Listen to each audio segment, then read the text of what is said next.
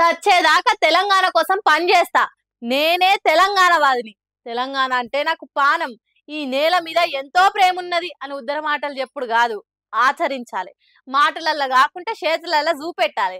తెలంగాణ మట్టి బిడ్డలు ఎక్కడున్నా వాళ్ళ కష్టాలను తీర్చి కన్నీళ్లు దూడ్చే పని చేయాలి. ఆగో అది అసలైన తెలంగాణ మీద ప్రేమ. ఆగో అది సిసలైన తెలంగాణ వాదం. దానికి నిలవెత్తు సాక్ష్యమే మాజీ మంత్రి హరీష్ రావు సారు. అవును, కరుణగల్ల కండ్లెప్పుడు కావాల్సిన వాళ్ళని కాపాడుకుంటాయి అన్నట్టు జోర్డాన్ దేశంలా ఇరుక్కుపోయి ఇబ్బందులు పడుతున్న తెలంగాణ బిడ్డలను ఇడిపించి ఇంటికి తీసుకొచ్చిండు.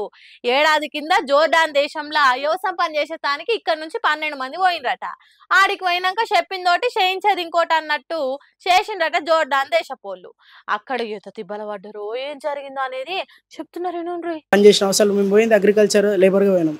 అక్కడ వాతావరణం అనుకూలించక మొత్తం ఫర్టిలైజర్ రసాయనాలతో ఆ ఎడారి ప్రాంతంలో మొక్కలు పెరిగే అది ప్రక్రియ ఉంటుంది. అంటే ఆ ఫర్టిలైజర్కు చాలామంది ఆరోగ్య సమస్యలు ఇట్లా ఎదుర్కొన్నారు. ఇట్లా మాకు హెల్త్ సరిగా లేదు, ఫుడ్ సరిగా లేదు, మేము ఇంటికి వెళ్తామంటే మా పైన ఆర్మీ వారు బెదిరించి తుపాకులు పెట్టుకుంటా డ్యూటీ చేయించిన రోజులు ఉండే సార్. ఆఫీస్కి అడిగినాం సార్, అడిగితే వాళ్ళు మేము పంపం, మీరు ఫైన్ కట్టాలని చెప్పారు సార్. మాకు హరీశాలనే మమ్మల్ని అక్కడ ఫైన్ టికెట్ అన్నీ ఆయననే భరించుకోరు, సారే భరించుకోరు సార్. ఇట్లా మాకు అక్కడ జోర్దాన్లో ప్రాబ్లమ్స్ ఉన్నాయని చెప్తే సార్కు మేము వివరించి చెప్పాం సార్.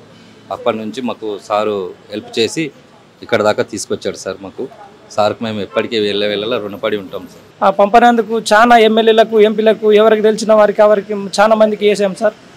ఎందుకంటే మాకు డైరెక్ట్ కాల్ చేయరాదు. అక్కడ నుండి వాట్సాప్ ద్వారానే మెసేజ్ చేసుడు కానీ, మెయిల్ చేసుడు కానీ, ఎవరినో చదువుకున్న వాళ్ళు మా ఇంట్లో మహేందర్ ఉండుకి అన్నీ చేసి అందరికి చేసాము.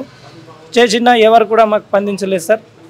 లాస్ట్కి వస్తే ఈ సార్కి కూడా వేద్దామని చెప్పి ఒక కళ్యాణ్ అన్న అక్కడ ఉంటాడు దుబ్బాక అన్న ద్వారా తెలుసుకొని హరీష్ రావు సార్ దాకా మేము అందజేసాము. అందజేసినందుకు భగవంతుని వల్ల మాకు దేవుని లెక్క అందరికీ ఆదుకొని మాకు రూపాయిన డబ్బును అక్కడ ఫైన్ కట్టి మరి టికెట్తో సహా మొత్తం రూపాయి మాకు తలగకుండా ఇక్కడ దాకా తీసుకొచ్చాడు సార్.